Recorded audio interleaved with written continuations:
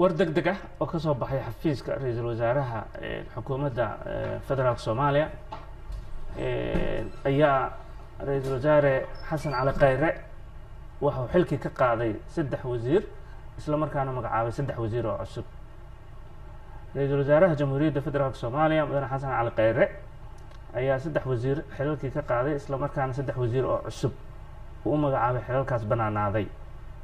ra'iisul wasaaraha ayaa ugu horeyn xilkii ay hayeen ka qaaday wasiirada kale ah Mudane Yuusuf Garaad Cumar wasiirkii wasaaradda arrimaha dibadda iyo iskaashiga caalamiga ah, Marwo Qadre Axmed Ducaale wasiirkii ganacsiga iyo warshadaha, iyo Mudane Cabdi Faarax Saciid Juxa wasiirkii arrimaha gudaha federaalka iyo dib u heshiisiinta. ra'iisul wasaare Xasan Cali Khayre ayaa wareegto uu soo saaray oo ku magacaabay 3 wasiir oo cusub oo buuxinaya xilalka banaanaaday.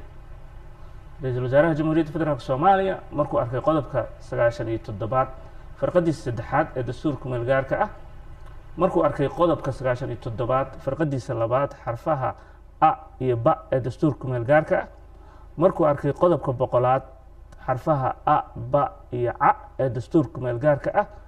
markuu arkay howlaha baaxadda leh ee horyaal xukuumadda Jamhuuriyadda Federaalka Soomaaliya,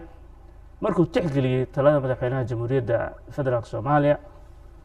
markuu garwaaqsaday baahida loo qabo magacaabidda wasiirka ganacsiga iyo warshadaha, wasiirka arrimaha dibadda iyo iskaashiga caalamiga iyo wasiirka arrimaha gudaha federaalka iyo dib u heshiisiinta, wuxuu magacaabay qodob koowaad Mudane Maxamed Cabdi Xayir Maareeye waxaa loo magacaabay xilka wasiirka wasaaradda ganacsiga iyo warshadaha ee xukuumadda Jamhuuriyadda Federaalka Soomaaliya laga bilaabo maanta oo ay taariikhdu tahay 4 bisha 1 2018. sidoo kale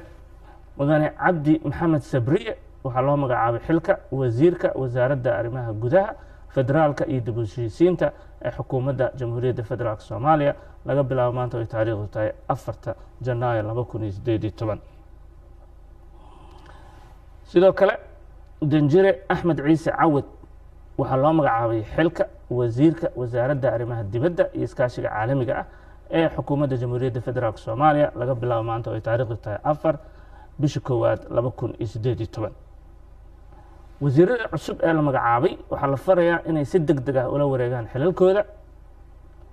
qodobka 3aad magacaabidani waxay dhaqan galaysaa marka uu saxiixay ra'iisul wasaaraha Jamhuuriyadda Federaalka Soomaaliya oo uu saxiixay, waxaana lagu soo saarayaa faafinta rasmiga ah ee Jamhuuriyadda Federaalka Soomaaliya. intaas ayay ku eg tahay warkii degdeg ahaa ee ka soo baxay xafiiska ra'iisul wasaaraha Jamhuuriyadda Federaalka Soomaaliya. waa mahadsantiin.